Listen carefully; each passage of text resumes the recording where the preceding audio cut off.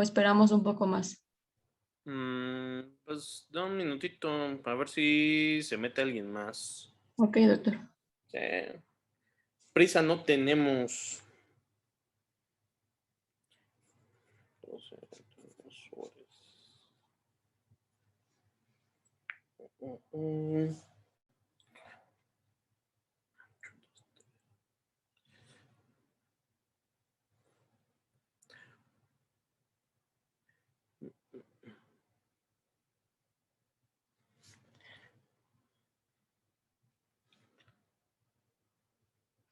Uy, son bien poquitos. Bueno, pues ya empieza. A ver si alguien llega después. Está bien, doctor. Buenas tardes, compañeros, doctor Aguilar. Mi nombre es Lisette Alejandra Saldaña Sánchez y yo les voy a exponer el tema de técnica de venodisección. Ay, no cambia. Bueno, primero tenemos la definición. Esta la vamos a definir como un método quirúrgico que puede ser de manera urgente o electivo por la persona cuya finalidad va a ser proporcionar una vía venosa. Esta va a ser temporal. Esto para estabilizar hemodinámicamente al paciente mediante la disección de una vena superficial de alguna de las extremidades o del cuello. Vamos a introducir en su luz de la vena un catéter. Este puede ser corto o puede llegar hasta la vena cava o en su caso hasta la aurícula derecha, que en este caso sería un catéter largo. También se le conoce como venisección o flebotomía.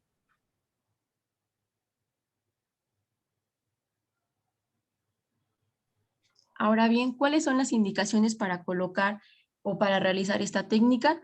Se va a necesitar para mantener una vena canalizada y que no se pueda lograr un abordaje por vía percutánea. Lo vamos a utilizar en pacientes cuyo padecimiento se requiera la vigilancia, como es el caso de monitorear la presión venosa central, en aquellos pacientes en los cuales tengan indicado una alimentación parenteral, en caso de cirugía electiva cardiotorácica, cuando se insertan electrodos intracardíacos o electroestimuladores, la colocación de alguna válvula para derivación, en estudios radiográficos, como es el caso de una angiografía, casos en los que se requiera la administración de líquidos por vía intravenosa y no se pueda mediante una venoclisis periférica, la administración de quimioterapia, tiempo prolongado de cirugía o la toma de muestras muy constantemente. Ahora bien, ¿cuáles son las contraindicaciones? Que el paciente presente una lesión vascular, fractura de huesos largos en la región proximal de la extremidad, como es el caso del fémur, la tibia, el peroné, etcétera. Alguna infección cutánea en el sitio donde vamos a realizar la venodisección. ¿Y dónde van a ser los sitios más frecuentes donde podemos realizar la venodisección? Primero tenemos, un poquito. mande. Regrésate un poquito. Ok. Vale. Ahí, últimamente también se han agregado algunas, bueno, aparte de estas que les mencionó tu compañera, que son absolutas, hay otro tipo de contraindicaciones relativas, ¿vale? Por ejemplo, obviamente pacientes en que se están haciendo, se realiza hemodiálisis y a través de una fístula arteriovenosa, obviamente ahí es imposible que le hagan ustedes un acceso vascular en la misma extremidad donde tengan la fístula. Igual otro tipo de antecedentes personales patológicos, pacientes con antecedentes neoplásicos y que hayan cursado con algún problema vascular o de linfedema, también no se recomienda que en la misma extremidad donde tuvieran la sintomatología o el cuadro, igual se hagan accesos venosos. Hay varios, y le repito, son relativos. Los que sí son absolutos son los que les puso ahí su compañera, ¿vale? Continúa, por favor, Lizeth. Sí. Como les comentaba, los sitios más frecuentes tenemos a la vena cefálica. Esta van a ser del arco venoso dorsal. En segundo tenemos a la vena basílica. Esta se origina en el lado cubital de la pared, igual de dorsal de la mano. Pasa por arriba en el antebrazo y se va a unir junto con la vena humeral y nos van a formar a la vena axilar. Bueno, esta es una imagen donde podemos encontrar las venas. También tenemos a la vena humeral, como les comentaba, se une junto con la basílica y formamos la axilar. Tenemos a la vena yugular externa, esta va a descender por el ángulo de la mandíbula hacia lo que es la fosa supraclavicular, atraviesa el músculo esternocleidomastoideo en sentido antero-posterior. Y tenemos a la safena interna, esta va a ser continuación de la vena dorsal media y por medio de esta última de la extremidad medial del arco dorsal del pie. Ahora, ¿qué material vamos a ocupar para realizar la venodisección? Una lámpara de chicote o la lámpara quirúrgica, antisépticos, como es el caso de la yodopovidona o la clorexidina, una jeringa de 5 mililitros con agua, lidocaína al 1 o 2%, campos quirúrgicos estériles, el catéter largo, que puede ser de polietileno o de silastic. Las suturas, podemos utilizar seda libre de 2, 3 y 4 ceros, catgut simple o ácido poliglicólico de 3 ceros, nylon de 2, 3 y 4 ceros. Y el instrumental pues va a ser una charola de mayo, 4 pinzas de mosco curvas, un portahojas fino, 2 pinzas de Adson, pueden ser con o sin dientes, un mango de bisturí del número 3, 2 separadores de Farabeu, 2 separadores de St. Miller y una tijera de Metzenbaum, una tijera de mayo recta y una pinza Kelly. Para esa receta, ustedes nomás vayan y pidan un equipo de venodisección y se los van a dar ya de plano, a falta de uno de cirugía menor, porque los de venodisección a la duras penas iba a traer los St. Miller. Regrésate a tu receta. A lo mucho tendrá uno de St. Miller, ¿vale? Uno de cirugía menor, a lo mejor tiene un poquito más de piezas, ¿vale? Obviamente no lo piden así. Ustedes no piden su equipo de venodisección, que como tal viene preparado, o en su defecto, uno de cirugía menor. Vámonos. Después, la anestesia puede ser local o general, como les comentaba con lidocaína. La incisión va a ser transversal, los puntos anatómicos o los planos anatómicos va a ser la piel, tejido celular subcutáneo y la fascia superficial. La preparación preoperatoria va a ser un lavado mecánico y antisepsia pues del área que vamos a hacer la venodisección. Ya como tal la técnica, la posición del paciente pues obviamente va a depender del sitio donde se va a realizar la venodisección. En adultos la región más frecuente es en la vena basílica, mientras que en los niños la más común pues va a ser la vena safena. Antes de iniciar el procedimiento pues hay que explicarle al paciente y siempre hay que tener el consentimiento informado. Una vez que elegimos el sitio quirúrgico pues colocamos al paciente en una posición cómoda y adecuada y pues el cirujano se debe de vestir con gorro, cubrebocas, bata y todo el equipo. Ahora bien, la técnica, obviamente va a haber un previo lavado de manos, realizamos antisepsia de la región, vamos a inyectar la lidocaína en la piel y en el tejido subcutáneo en un área aproximada de 3 por 2 centímetros del lugar donde vamos a realizar la venodisección. Vamos a incidir la piel en sentido transversal respecto a la vena, una longitud aproximadamente de 3 centímetros. Después, ahí tantito, Lizeth. mandé. ¿Cómo harías la incisión o dónde harías la incisión, por ejemplo, para la basilar? ¿Dónde es el sitio? A ver, voy. Por ejemplo, ¿dónde está mi vena? Ahí se ve mi cursor. Sí, bueno, yo sí lo veo, no sé tus compañeros. Aquí está mi basílica. Sería transversal. Por eso, Así. pero tú como, obviamente tú no lo estás viendo, tú no ves la vena. Bueno, ajá. ¿Cómo harías la incisión o dónde harías la incisión? O más bien tú le estás enseñando, ¿ya eres MIP 2? No, ¿eres MIP 2? MIP 1, MIP 1, ¿no? No, dos, doctor. ¿No? ¿No se acuerda de mí? No, ¿tú quién eres? Así como estás, ni Alaña. siquiera sé quién eres. Bueno, perdón, le vas a enseñar a todos los MIP 1 cómo hacer una venodisección. ¿Dónde le vas a decir dónde hacer la incisión? Pues aquí está mi vena en esta parte. ¿Sí se ve mi cursor? ¿Qué referencias anatómicas vas a tomar para tú decirle a tu MIP 1?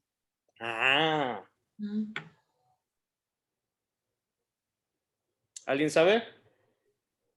Por arriba del malleolo interno. Por arriba a 10 centímetros, a 20, a 30. 3 centímetros. Por arriba del malleolo, pues es todo esto. 3 centímetros. 3 centímetros. ¿Están de acuerdo con lo que dice Karen?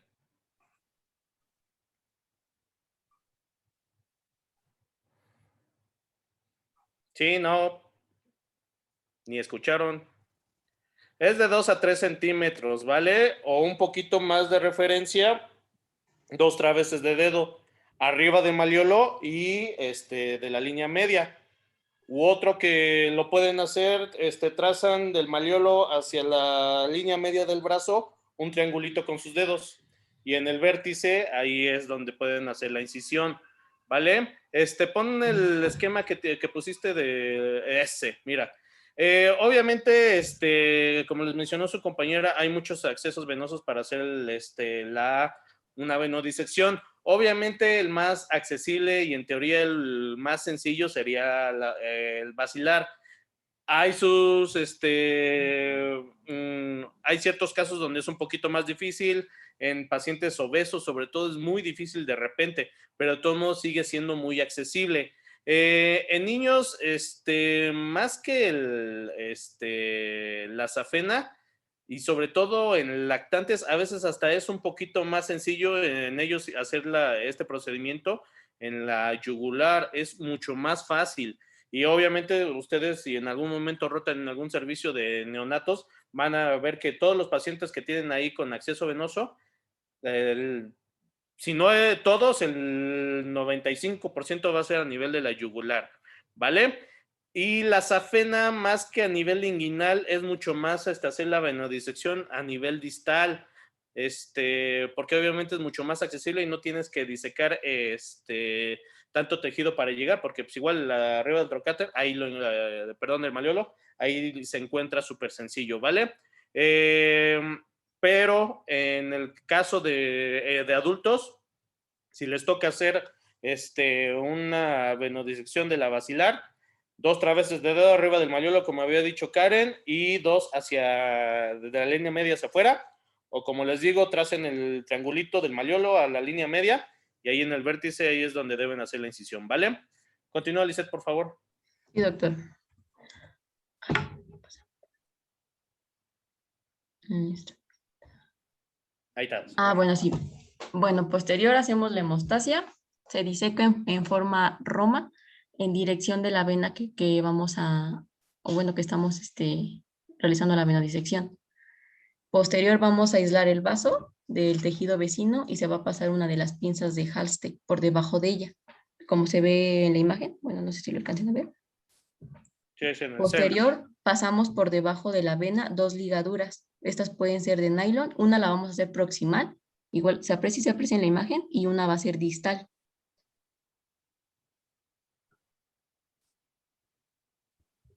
Comprobamos que el vaso ya esté disecado y que pues sea una vena. ¿Cómo vamos a comprobar que pues sea una vena?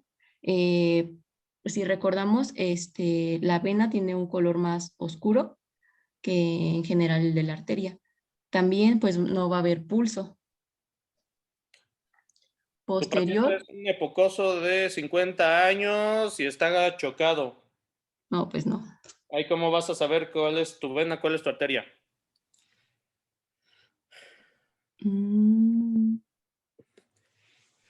Si no se le pone negro el brazo, es la vena. Ah, bueno. Algo sencillo, Lisette. ¿Algo con qué? Algo súper sencillo y por laboratorio. ¿Un gaso? Pues le tomas una gasometría, ¿vale? Aunque esté chocado y todo, de todos modos sí va a haber diferencia entre la presión parcial de oxígeno y de dióxido de carbono, sobre todo si tienes 2 estructuras vasculares y no sabes cuál es cuál. Esa podría ser una. Y por anatomía. ¿El calibre del vaso, doctor? No necesariamente. El lugar, la localización de las arterias y las venas. Exacto. ¿En qué sentido? Las arterias casi siempre están más profundas que las venas. Más profundas y más superficiales. No. Las arterias. Ajá. Más profundas y más anchas, obviamente, como lo dijo mi compañera. Más profundas y más que anchas. ¿Cuáles son más mediales y cuáles son más laterales generalmente? Las mediales generalmente son las arterias y las laterales son las venas. Vale, obviamente ese es otro, pero obviamente no se confíen porque esos Créanme que sus pacientes nunca van a leer el néter antes de ponerse malitos y decirles, mira, pues aquí va mi vena, aquí va mi arteria, ¿sale? Obviamente siempre corroboren, si hay duda, como bien dice su compañera, obviamente siempre chequen los pulsos y sobre todo en un paciente que se le está dificultando la venodisección y no están encontrando el vaso y afortunadamente tiene todavía buena TA, busquen el pulso. Obviamente buscando el pulso van a llegar a una arteria y por consiguiente el vasito o estructura que encuentren al lado de la arteria va a ser una venita, ¿vale? Así que y si tienen dudas, pues sí, con una gasometría ahí pueden determinar siempre qué vaso están accediendo, ¿vale?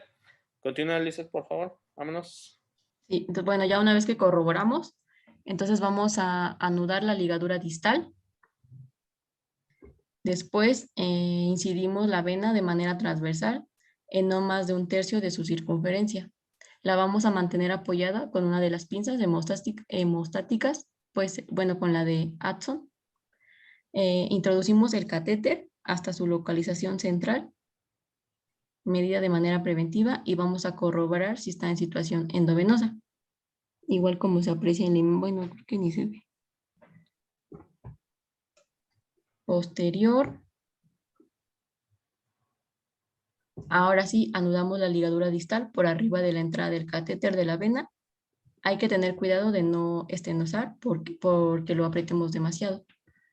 Entonces corroboramos la hemostasia, afrontamos el tejido subcutáneo con ácido poliglicólico de 3 ceros, damos puntos simples y posterior cerramos la piel con puntos separados que pueden ser con nylon de 4 ceros. Y ya por último fijamos el catéter con un punto de sutura de seda. Ahí yo cambiaría un poquito las suturas que bueno, del texto que pusiste, todo lo que sea por dentro, de preferencia sutura absorbible, ¿vale? Okay. Entonces, seda, catgut, Vicryl, si quieren.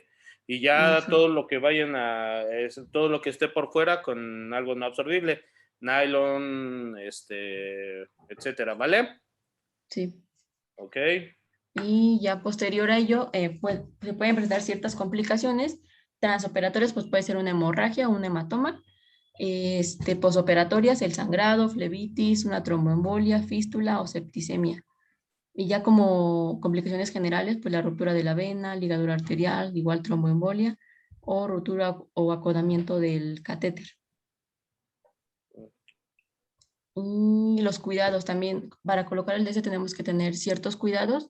Hay que conservar el catéter aislado con gasas estériles, esto para evitar pues que se infecte. Vigilar que esté permeable el catéter. Hay que tomar siempre una radiografía de control para observar pues dónde quedó la punta y pues realizar la curación diaria de este. Y pues no se le recomienda dejar este tipo de catéteres por más de 10 días. Y pues ya eso sería todo. Vale. ¿Alguna pregunta, alguna duda? ¿No? ¿Todo claro? Bueno. Pues vámonos a la clase de tráqueos, ¿no? Es con Sí, Natalia, ¿verdad? así es, Doc. Ok, ponla de anfitriona, Permiso. Lisbeth, a tu compañera, por Voy. favor. A ver. Ay, ¿quién es? Natalia, ¿verdad? Sí, Natalia Orozco, por favor. A ver, ya.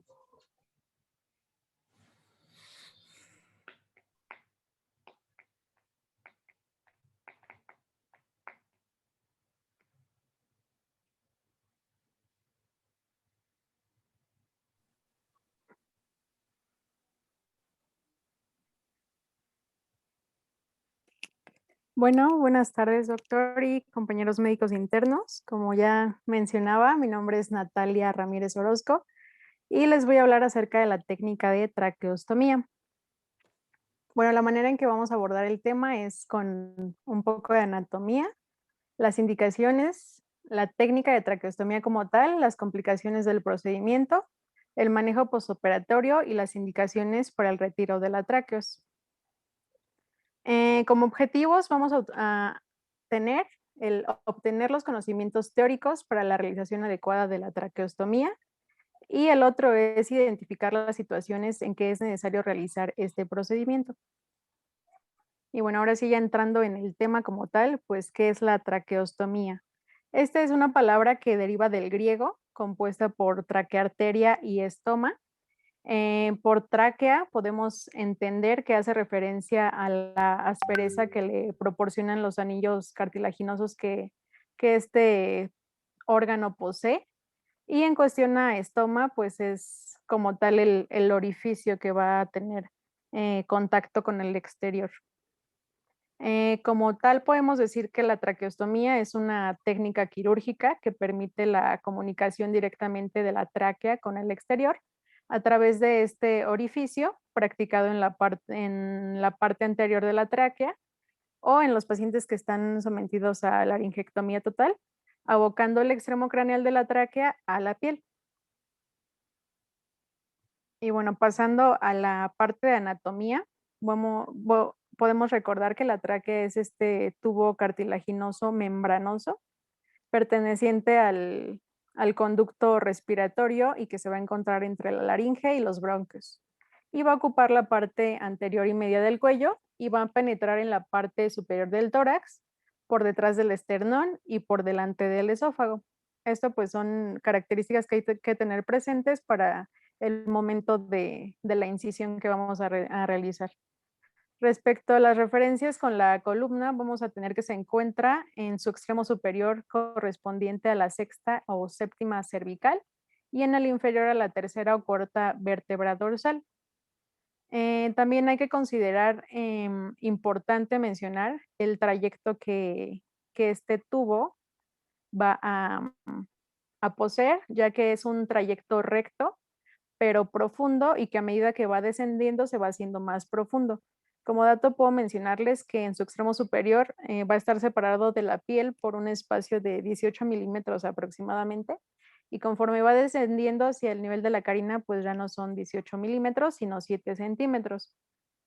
Recordando algunas de sus funciones, vamos a mencionar que la tráquea va a permitir la conducción del aire, así como va a completar la humidificación y el calentamiento que se inicia en las vías respiratorias superiores y por las secreciones que también va a proporcionar la tráquea, va a ayudar a la limpieza de las partículas del aire contaminado que podamos inspirar. La longitud en promedio va a ser de 11 centímetros en mujeres y de 12 a 15 centímetros en varones. Sin embargo, pues esto puede variar dependiendo de la edad y la estatura del paciente. En cuanto a los diámetros, tenemos que en sentido transversal va a ser de 20 a 25 milímetros y el anterior posterior va a ser de 10 milímetros. Sin embargo, pues estas son medidas que se han considerado en cuerpos de personas que han fallecido y en personas vivas pues llega a cambiar un poquito. En cuestión a las relaciones anatómicas, que también, como les mencionaba, es importante porque hay que reconocerlas o al menos conocer qué vamos a poder encontrarnos al momento de realizar la incisión. Pues en la porción cervical, por delante va a estar relacionada la tráquea con el istmo o el cuerpo de la tiroides. Esta va a estar cubriendo sus 2 a 3 primeros anillos. También vamos a encontrar las arterias tiroideas inferiores y los músculos esternotiroideos y los esternoioideos. Por detrás va a estar, como ya les mencionaba, el esófago y lateralmente los lóbulos tiroideos y el paquete neurovascular del cuello. En lo que respecta a la porción torácica de la tráquea, entre T1 a T4, por delante va a estar relacionada con el tronco venoso brachiocefálico izquierdo, también con el timo, y por detrás nuevamente con el esófago y a sus lados, por el lado izquierdo, con la pleura mediastínica, el nervio recurrente y el callado aórtico, y por el lado derecho con el pulmón derecho, obviamente, y con la vena cava superior y la vena acicos. También podemos recordar que la tráquea, aparte de esta capa externa fibrosa y cartilaginosa, pues va a tener otra capa mucosa, la cual va a ser una capa delgada y que va a cubrir en todo su trayecto a la tráquea. Y esta se va a encargar de secretar líquido en el interior para favorecer la la limpieza del aire que inspiramos.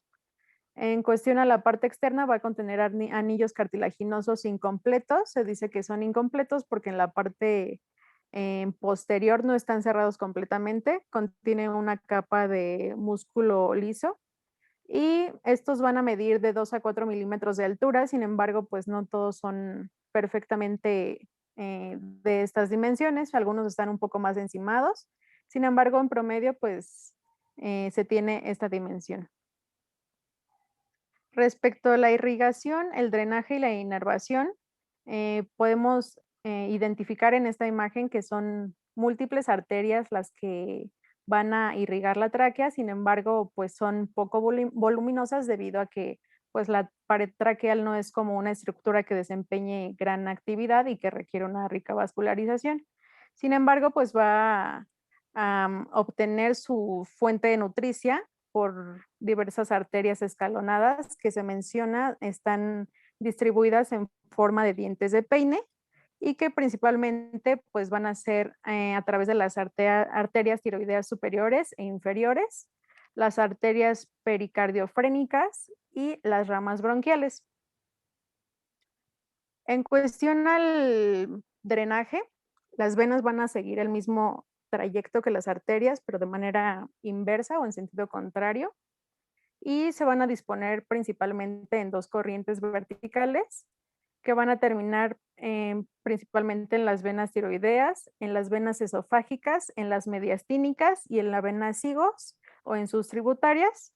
Y como ya les mencionaba, pues este va a ser un sentido inverso al que siguen las arterias. Por su parte, los vasos linfáticos van a ser numerosos por el trayecto que tiene propiamente la tráquea y van a rodear de cierta forma la tráquea y vamos a encontrar los traqueobronquiales en la parte inferior y los paratraqueales derechos e izquierdos. Y en cuestión a la inervación, estos nervios van a provenir de los nervios vagos a partir de los nervios laringeos recurrentes y de los ramos del plexo pulmonar y del tronco simpático. Y bueno, ahora respecto a las indicaciones para realizar el procedimiento, podemos identificar 4 grandes grupos principalmente. El primero va a estar referido o se va a enfocar a pacientes que tienen una obstrucción de la vía respiratoria superior de manera crónica o que pueden presentar alguna tumoración que dificulta esta misma continuidad de la vía respiratoria. Pueden ser tumores laringeos, aquellos pacientes que presenten edema, que presenten traumas o fracturas o cuerpos extraños. También los pacientes con quemaduras, que tengan quemaduras alrededor de la bucofaringe o que tengan infecciones graves de faringe y cuello. A ver, Natalia, ahí también, ¿qué otro tipo de quemadura está indicado hacer una traqueostomía? ¿De tracto digestivo podría ser, doctor? Ay, chirión. O sea, que implique toda la vía digestiva. O sea, se comió un carbón ardiendo. ¿Por gases? Por inhalación, quemadura por inhalación. ¿Y ahí cómo se va a ver, Karen? ¿O cómo lo identificas? Porque la mucosa de a partir desde la nariz está tomada. Y también. Efectivamente, ya cuando le hacen la mucosa o más cuando hacen una laringos y se observa con datos de quemadura ese es un paciente, aunque esté respirando en ese momento, en cualquier momento les va a hacer edema y se va a bloquear la vía aérea. Entonces, esa es otra indicación. Quemaduras por inhalación es otra indicación para realizar una traqueostomía, ¿vale? Okay, Continúa, doctor. Natalia, por favor. Gracias, doctor.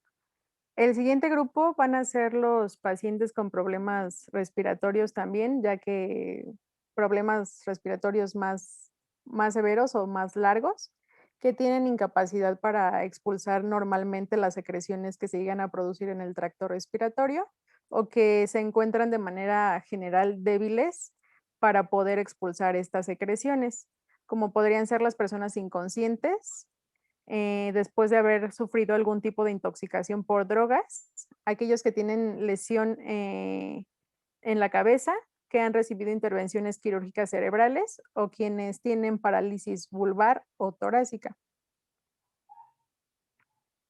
El otro grupo va a ser los enfermos, en los cuales hay alguna infección pulmonar o distensión abdominal, o en los que hay, en los que se requiere un tiempo de ventilación mecánica más prolongado. En aquellos que superan los 10 a 14 días, esta puede ser una indicación para proceder a la traqueostomía. Y en el último grupo vamos a encontrar a los pacientes que se han sometido a resecciones quirúrgicas radicales mayores de la boca, de la mandíbula o de la laringe. Y pues en estos pacientes se suele indicar más como método de precaución.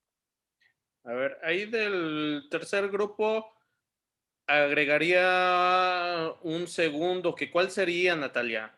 Tú pon que es un paciente que no cumplió los 10 días, que se intentó, más bien que se extubó al séptimo día.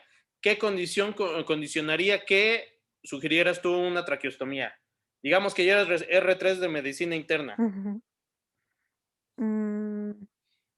¿Qué condición debería cumplir tu paciente? Que tenga lesión del epitelio. No, estoy hablando de los días de intubación. Que haya una qué. Mm, ¿Alguien tiene una idea de qué le estoy preguntando a Natalia? Que hubiese una neumonía asociada a ventilador.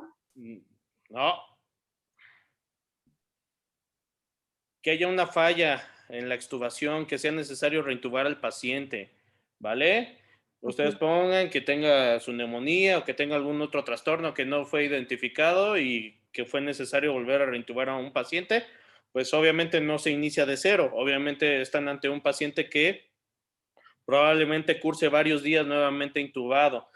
¿Y por qué son estos 10 a 14 días, Natalia? ¿Qué es lo que pasa o por qué está indicada la realización de una traqueostomía en un paciente con intubación prolongada?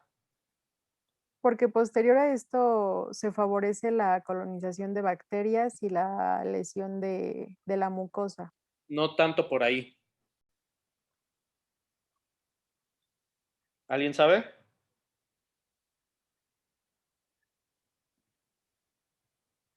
A ver, Aline Jaro. Sí, doctora. No, no sé. A ver, por eso enciendan su video. No sé si están durmiendo o qué. A ver, ahí, José Luis Rodríguez. Desconozco, Doc, pero pensaría probablemente porque la vía ya no es permeable. Pues tiene un tubo. Obviamente no está al 100% permeable, hijo. No, acuérdense que al final una cánula orotraqueal es un cuerpo extraño, produce una reacción inflamatoria. Obviamente, mientras más días permanezca ese tubo ahí, produce edema en el tejido traqueal de la mucosa epitelio, como le quieran mencionar, ¿vale? ¿Qué es lo que va a condicionar eso? Que obviamente esa estructura, específicamente la tráquea, se estreche, se estenose, ¿vale? Es por eso que se opta por cambiar de una cánula a una traqueal, porque obviamente son de menor tamaño y producen menos respuesta inflamatoria. Esas obviamente se pueden dejar mucho más tiempo y obviamente cambiar por otras un poquito más sencillas. Obviamente sí también influye un poquito el riesgo de infección y todo eso, pero por lo principal es eso, la reacción inflamatoria que produce a nivel de la tráquea, una cánula que se deja por muchos días, ¿vale? Continúa, Natalia, por favor. Sí, doc.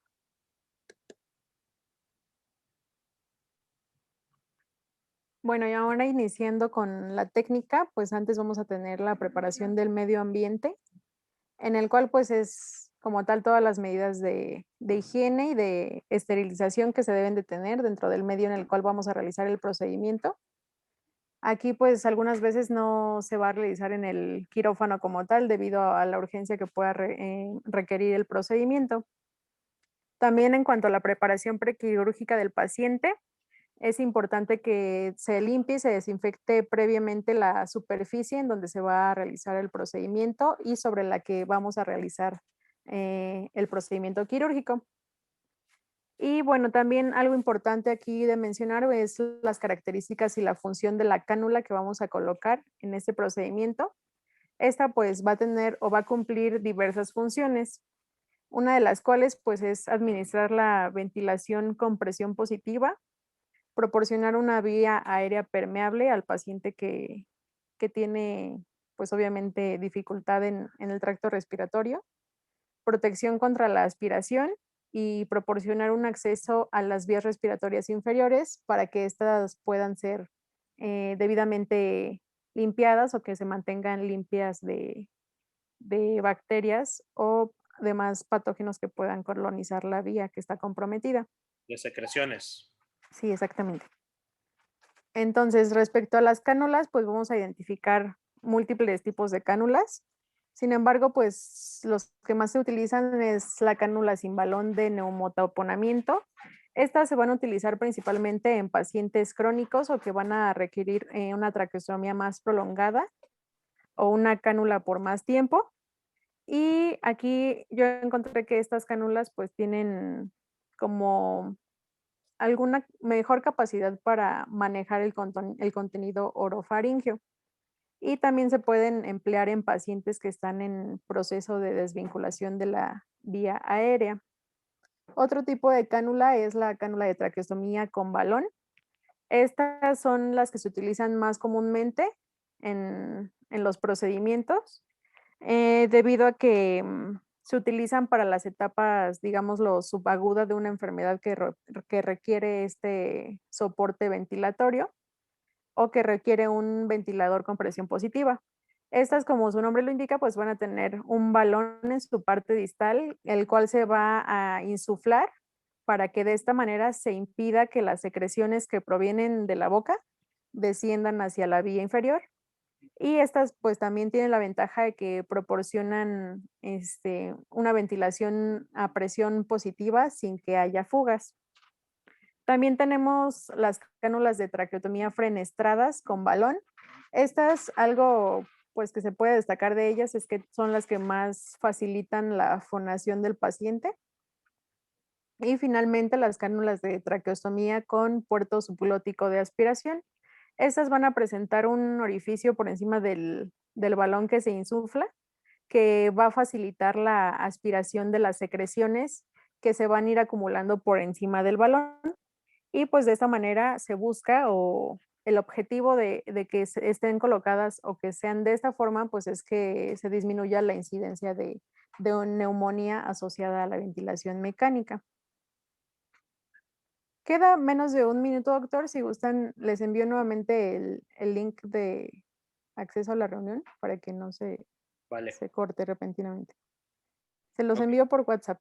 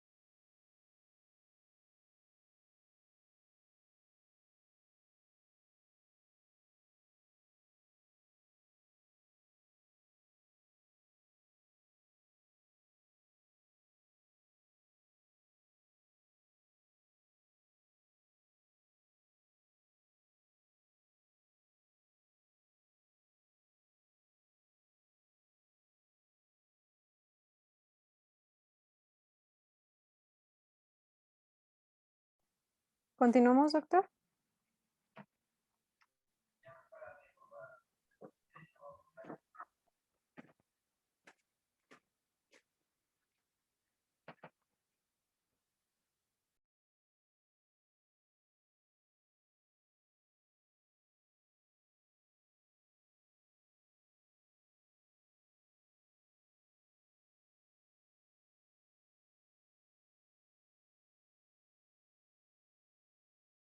Bueno, creo que ya estamos todos los que ingresamos al inicio.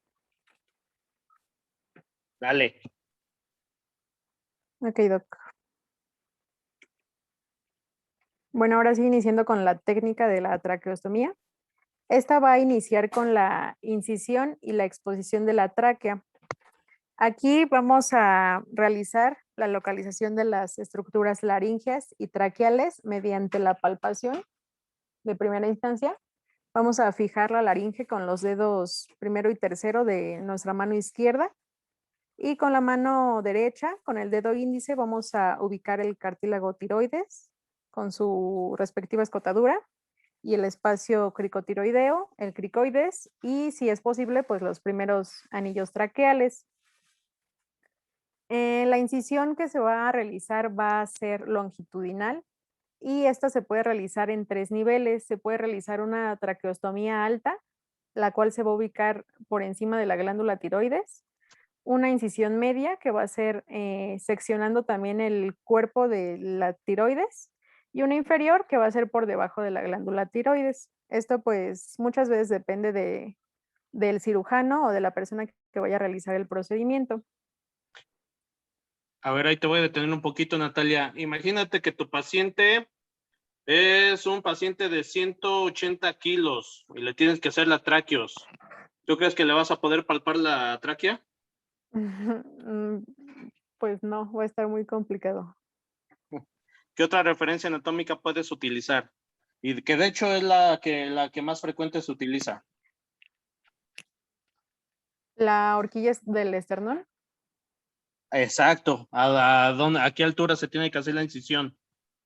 Con el cuello en hiperextensión se va a realizar la incisión de forma en vertical desde la parte media del cartílago tiroides hasta la horquilla esternal. Te digo, tú no, ahí no le estás palpando nada. Y esa incisión vertical, salvo que sea una cirugía muy extensa que requieras hacer una disección radical, yo no se la haría a tu paciente. ¿Por qué? ¿Qué problema tienen con esas incisiones? ¿El riesgo de sangrado? No. ¿Alguien sabe? ¿Por qué es mejor hacer una incisión transversal en cuello que una vertical?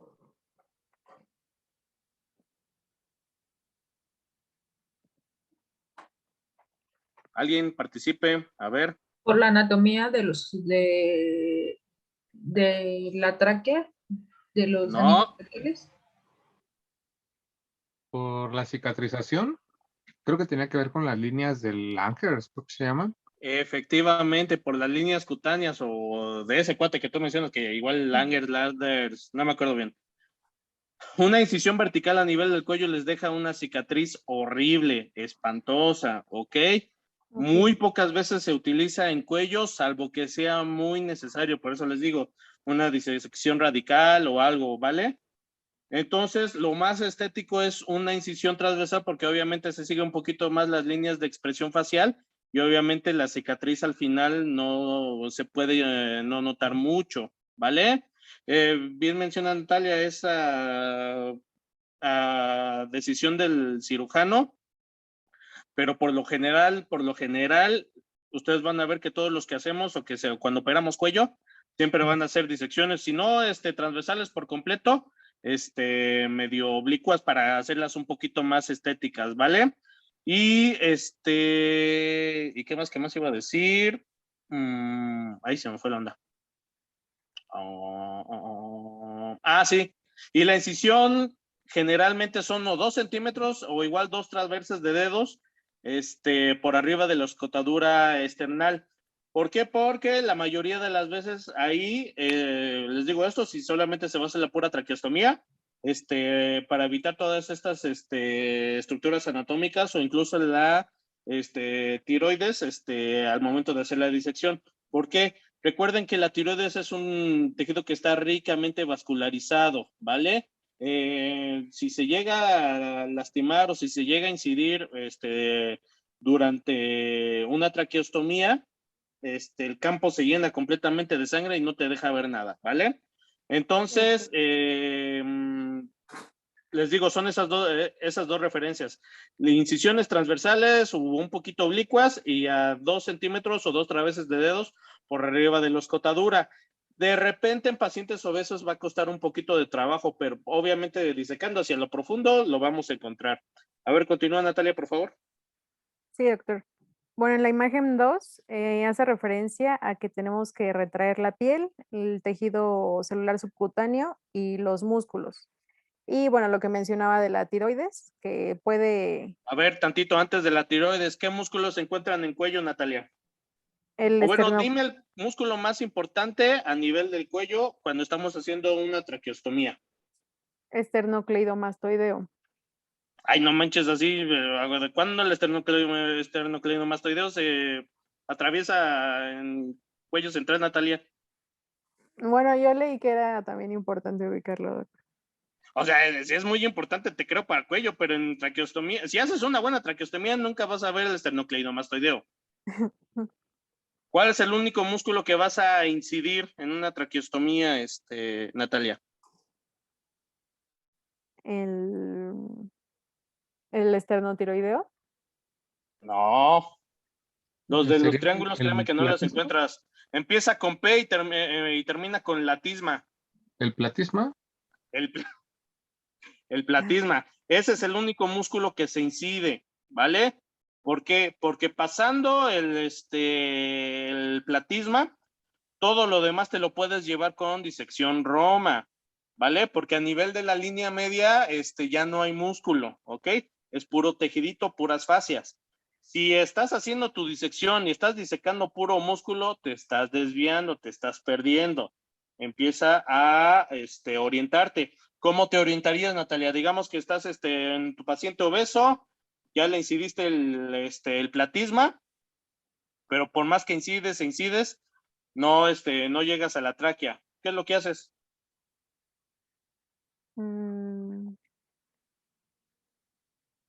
Pues ubicar la línea media, ¿no? ¿Cómo ubicas la Primero. línea media? ¿Qué palparías? Súper sencillo, no te necesitas quebrar la cabeza mucho. Continuando el esternón. Más que el esternón, ¿qué es lo que vas a incidir? Pues los mismos cartílagos, ¿no? Los cartílagos traqueales, efectivamente. Si te llegas a perder, caray, a ver, me voy a línea media, intento palpar los cuerpos traqueales, ahí está mi tráquea, te vas por ahí.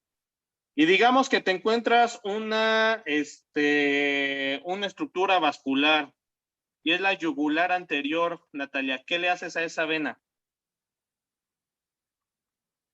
¿Se puede ligar?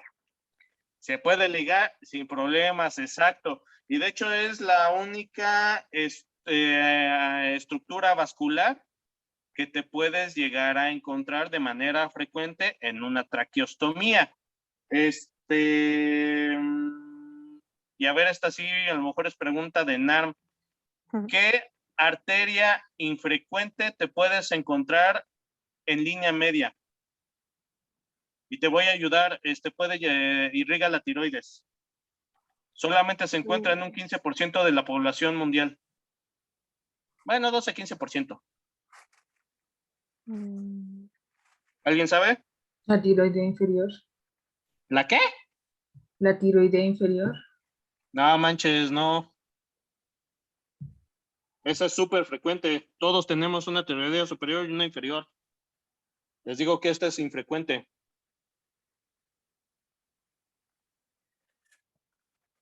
¿No? ¿Nadie se acuerda de sus clases de anatomía? No.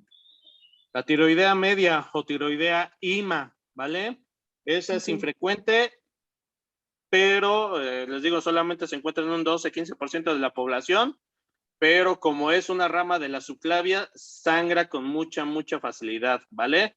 Entonces hay que tener mucho cuidado porque se les puede atravesar en abordajes de este tipo. Continúale, Natalia, por favor.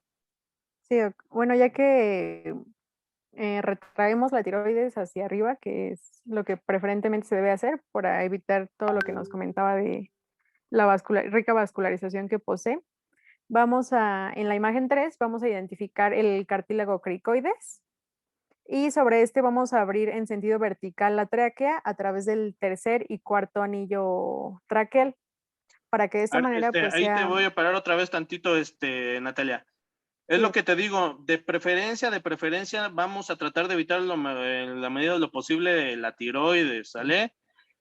sí. Acuérdate que obviamente no nos vamos a ir tan cefálicos, ¿sale? Sí estás bien en que más o menos el tercer o cuarto cartílago es el que vamos a incidir, pero créeme que no buscamos intencionadamente el cricoides, ¿vale? Tercero y cuarto. Ah, ok. Entonces, donde en nuestro plano de disección, nos vamos a seguir hasta llegar a la tráquea.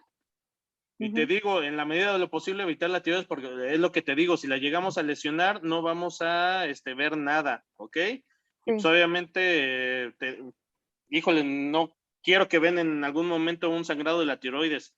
O sea, es bastante profuso, es por más que le intentes quemar ni nada, es continuo, y te ves en la necesidad de hasta hacerle la tiroidectomía, porque pues obviamente tienes que ligar las tiroideas y llevarte la glándula para poder parar el sangrado, ¿vale? Entonces no se vayan con esta noción de que disecamos todo el cuello, no. Nos vamos, les digo, arriba del esternón, nos vamos en lo profundo. Si se nos llega a atravesar la tiroides o el lóbulo piramidal, que igual también es infrecuente, pues lo movemos hacia arriba, nos vamos un poquito más caudales a fin de librarlo, ¿vale? Al fin y al cabo, ya sabes que si vas disecando a partir de donde yo te estoy diciendo, vas a llegar al tercer o cuarto anillo traqueal, ¿ok? Digo, no necesitas identificar lo demás para saber que estás bien. Todo esto son relaciones anatómicas. Entonces, quítense esa noción de que disecamos toda la tráquea. No. Nos vamos, tratamos de evitar en la medida de lo posible la tiroides hasta llegar a la tráquea para hacer el procedimiento. Continúale, Natalia, por favor. Sí, doc.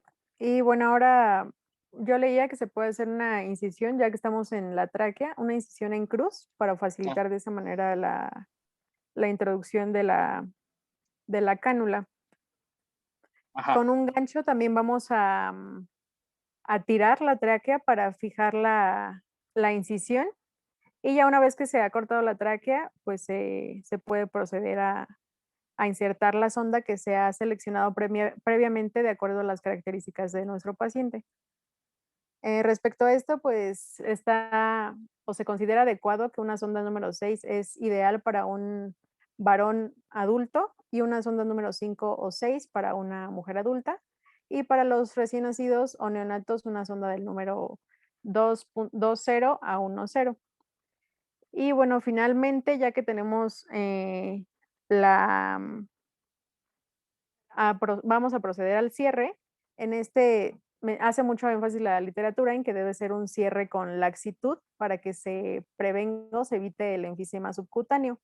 Aquí solo es importante mencionar que solamente se utilizan las suturas cuando van directamente a la piel y que la sonda se va a conservar en un sitio con cintas atadas únicamente. Y bueno, así es como se ve ya que está suturado a la piel.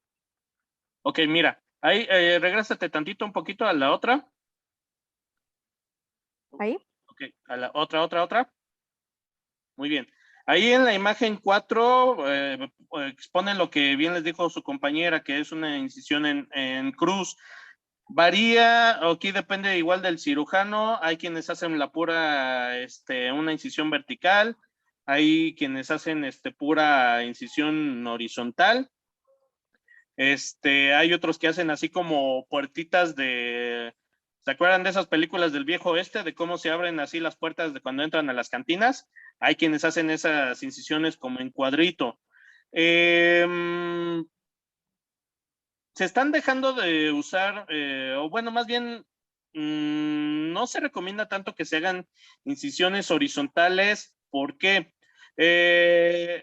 Si se acuerdan, en lo que les puso su compañera, el diámetro de la tráquea realmente no es tan amplio, ¿vale?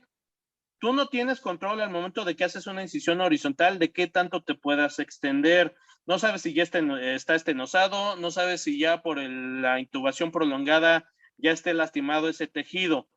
¿Qué puede llegar a pasar? Que tú hagas una incisión pequeña, incluso con tu misma manipulación, se extienda esa incisión y se llegue a fracturar por completo la tráquea o tengas algún otro tipo de complicación que a lo mejor va a mencionar su compañera próximamente.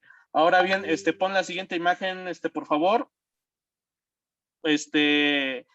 Otra parte importante de la técnica es que en la mayoría de las literaturas que ustedes chequen, van a ver que recomienda que el flap que haces de la tráquea se fije a la piel.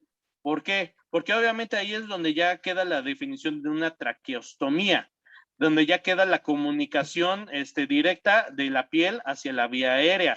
Entonces, es en esa imagen que les puso su compañera, ahí se ve claramente cómo están levantando la tráquea y la están fijando a la piel. Pon la siguiente, por favor. Y ahora miren la cantidad de puntos que le pusieron a esta pobre vía aérea. O sea, ahí fácil yo veo unos 3 o 4 puntos que le están dando de la tráquea a la piel. ¿Sale? Entonces, no digo que esté mal. Solamente aquí tomen en cuenta que pues, obviamente es mucho tiempo en que le pongas tantos puntos para que quede bien tu traqueostomía. ¿Qué es lo que personalmente hago yo y la mayoría de los cirujanos que conozco? Hacemos una incisión en V, ¿vale? O sea, un triangulito, ¿ok? Porque así con eso, nomás con un punto de sutura ya podemos fijar nuestro flap a la piel y no necesitamos dar todos estos puntos. Y con eso quedan bastante bien, ¿vale? Pero les repito, esto depende de los cirujanos. Yo aquí nomás veo cuánto flap le sacaron a la tráquea, es lo que unieron a la piel, ¿vale? Se me hace a mí muy innecesario personalmente, ¿vale?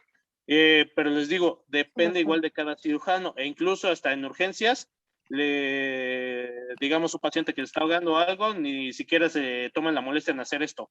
Nomás le hacen una incisión vertical, abren con las pinzas, meten la cánula y se olvidan, ¿vale? Porque obviamente el caso lo amerita, ¿ok? Ok. Vale. Continúa, Natalia, por favor. Bueno, ese es un pequeño resumen de lo que les comentaba. Y ahora pasando a las complicaciones, estas se dividen en inmediatas, mediatas y tardías, dependiendo del tiempo que ha transcurrido desde que se realizó el procedimiento. En cuanto a las inmediatas, van a ser aquellas que suceden antes de las 24 horas post de haber realizado el procedimiento. Y en estas se incluyen el fracaso en el procedimiento como tal, el embolismo aéreo, la aspiración, la hemorragia, el neumotórax, lesión del cartílago cricoides, o como ya mencionaba el doctor, o bueno, casi nos mencionaba, era el daño quirúrgico del esófago por hacer demasiado profunda la incisión, o una lesión al nervio laríngeo o a la cúpula pleural. En cuanto a las complicaciones mediatas, estas pueden presentarse del día 1 al día 7. Aquí se cita al neumotórax, el neumomediastino, la hemorragia, la infección del estómago, la ulceración del estómago, la dificultad para deglutir, la decanulación accidental, la obstrucción de la cánula por las secreciones, el enfisema subcutáneo, aspiración y abscesos pulmonares, o traqueobronquitis o atelectasia o el desplazamiento de la cánula. Y en cuanto a las tardías, estas van a ser posteriores a los 7 días en que se ha realizado el procedimiento. Aquí podemos identificar, o una de las complicaciones va a ser la neumonía, la aspiración, la disfagia, la decanulación accidental, los granulomas traqueales, las fístulas traqueocutáneas o múltiples fístulas que pueden llegar a presentarse, la traqueomalacia, la estenosis laringotraqueal y como complicación más frecuente y que llega a ocurrir en un 5% de la población que tiene este procedimiento, pues la hemorragia o el sangrado recurrente. Ok, vale. Entonces, esto es lo que les digo. así como bien dice su compañera, la complicación más frecuente es el sangrado. Por eso nosotros evitamos en la medida de lo posible meternos a las estructuras que nos puedan sangrar con mayor facilidad, ¿vale? Y lo que les decía de la extensión de la incisión a nivel de la tráquea, pues obviamente puede causar todo lo que, sobre todo la lesión y las fístulas, es lo que podemos llegar a provocar, o de plano la fractura completa de la tráquea, y obviamente va a estar el paciente con enfisema subcutáneo, y pues obviamente completamente chocado y séptico, ¿vale? Entonces es parte de, pero les digo cómo podemos evitarlo, teniendo un buen control con la incisión que hagamos a nivel de la tráquea. A ver, continúe, Natalia, por favor. Sí, doc. Bueno, en cuanto al manejo postoperatorio, aquí como algunas sugerencias que se deben de tener presente, pues es que tenemos que colocar muy bien o asegurar muy bien la traqueostomía y esta no debe de retirarse antes de los 5 a 7 días, que también es importante que la herida se hace diariamente con solución salina al 0.9% bajo técnica de asepsia y antisepsia, utilizando guantes, campos estériles y todo este tipo de medidas sanitarias. Es importante también tener presente que la endocándula debe de limpiarse todas las veces que sea necesario en cuanto haya secreciones del paciente para que se evite de esta forma el acúmulo de secreciones y que pues posteriormente se obstaculice o se forme ahí un campo o un cultivo de patógenos. También respecto al globo que puede contener la traqueostomía, pues es importante destacar las funciones que tiene, como ya veíamos, pues es prevenir la aspiración de secreciones y a su vez optimizar esta misma drenaje de secreciones. Pero es importante que hagamos énfasis en la vigilancia de este globito porque debe de encontrarse a determinada presión que va de 20 a 25 milímetros de mercurio, ya que si esta presión sobrepasa, pues puede condicionarse que la perfusión capilar de la mucosa traqueal se reduzca y se genera una isquemia o una estenosis. Y por el contrario, cuando la presión es menor de 20 milímetros sobre mercurio, también podemos tener el riesgo de que se formen ciertos pliegues que favorezcan la formación de biofilm y con esto pues se aumente el riesgo 4 veces para desarrollar neumonía asociada a ventilador. Y bueno, también en estos pacientes, pues como va a estar la vía aérea de cierta forma alterada o modificada, pues una de las funciones, recordando que una de las funciones que desempeña la tráquea, pues la humidificación del aire que inhalamos, pues este va a estar alterado. Entonces, en condiciones normales, pues el aire que se inspira se humidifica y se calienta conforme va avanzando en la vía aérea. Sin embargo, pues en estos pacientes esas condiciones no se van a dar. El aire pues no se va a calentar como debería y aquí se puede generar una deshidratación del epitelio por la misma temperatura que no va a ser óptima, esto favoreciendo la producción de moco y la incapacidad de la tráquea para poder expulsar estas secreciones. Y de manera contraria, pues sería el mismo efecto de exceso si aumentamos la humidificación dentro de la vía respiratoria del paciente. Entonces es importante mantener un punto medio en donde no sea demasiado húmedo ni donde tampoco encontremos un epitelio seco. Y bueno, aquí este es un cuadro en donde es una clasificación de las secreciones y del lado izquierdo son imágenes de hallazgos por broncoscopía en un paciente que tuvo traqueostomía y ventilación mecánica progresiva. En el cuadro superior es una secreción firme, se denomina, que va a ocasionar una obstrucción mayor del 90% del diámetro de la tráquea. Entonces podemos ver que es una obstrucción muy considerable. Y en el cuadrito inferior vamos a ver que es una secreción, ya ahí también incluido un cuerpo extraño que ha sido extraído. Y en en cuanto a la tabla, es la clasificación de las secreciones. Aquí va a ser conforme a las características que tenga el catéter. Si las secreciones son diluidas, pues el catéter de succión va a estar limpio. Si las secreciones son moderadas, las secreciones se van a adherir al interior del catéter después de la aspiración y estas van a tener cierto grado de facilidad para eliminación con la succión de agua. Sin embargo, si son secreciones espesas, pues se van a adherir al interior del catéter después de la aspiración y va a ser muy difícil que se puedan eliminar con la succión de agua. Entonces todo esto pues se puede prevenir o se puede modificar empleando humidificadores.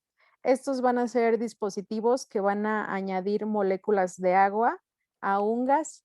Podemos encontrar dentro de los humidificadores que hay humidificadores activos y pasivos. Dentro de los activos van a ser aquellos que utilizan una fuente externa de calor y agua para acondicionar la temperatura adecuada. Y dentro de los pasivos van a ser aquellos que utilizan la propia temperatura del paciente y la humedad del paciente para condicionar las características determinadas a la humedad de la vía respiratoria.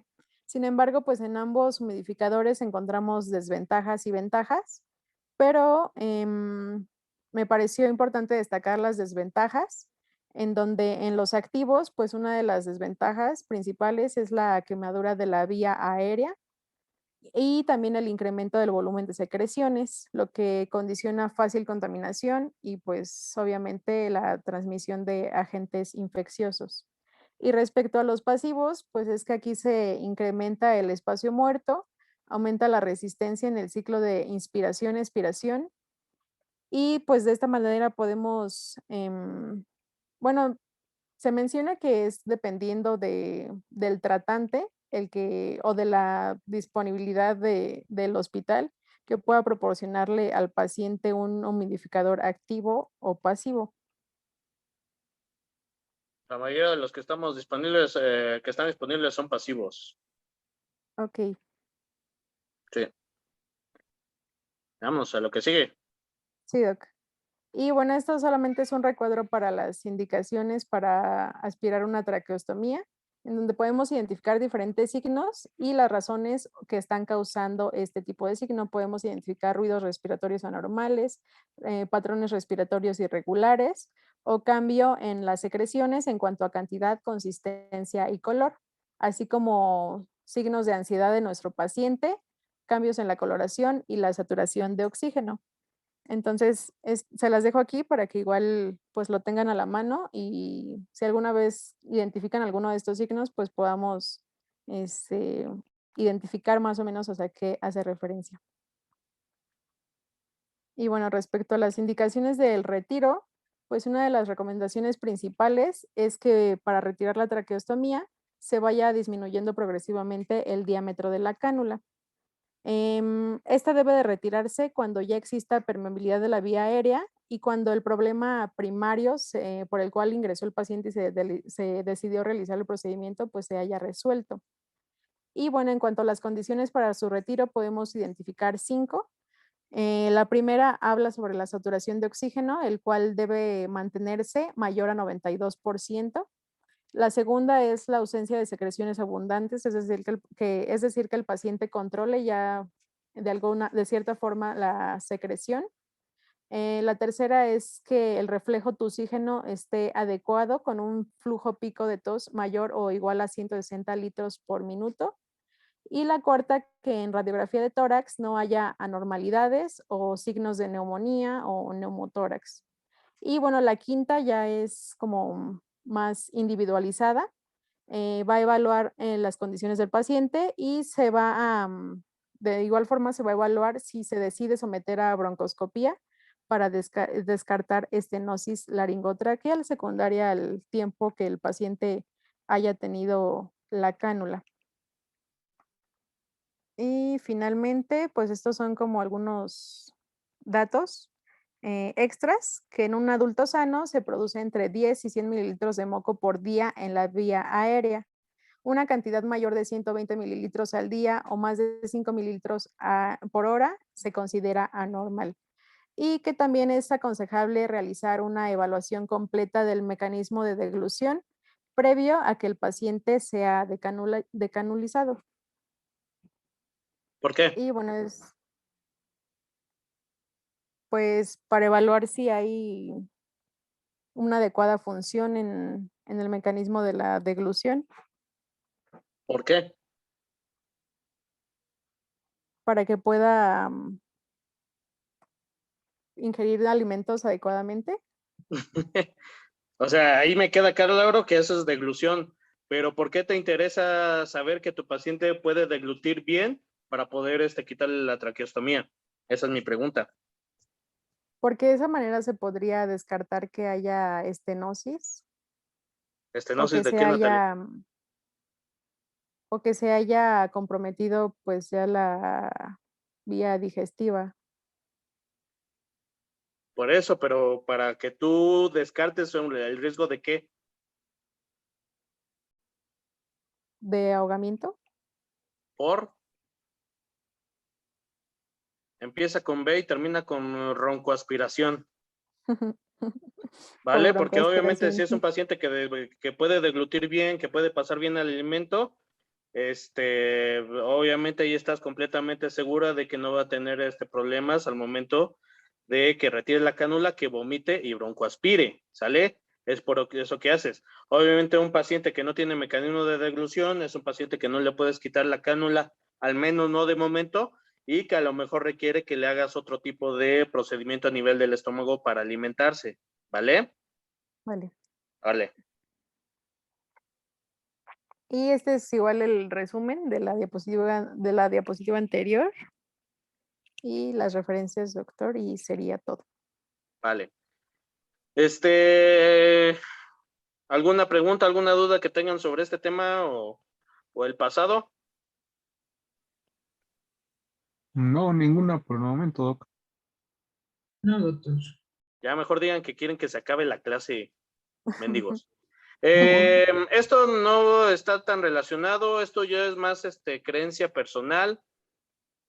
No sé si los niños que han estado rotando con nosotros en estas semanas se han enterado de los pacientes que nos presentan para traqueostomía por parte del servicio de medicina interna.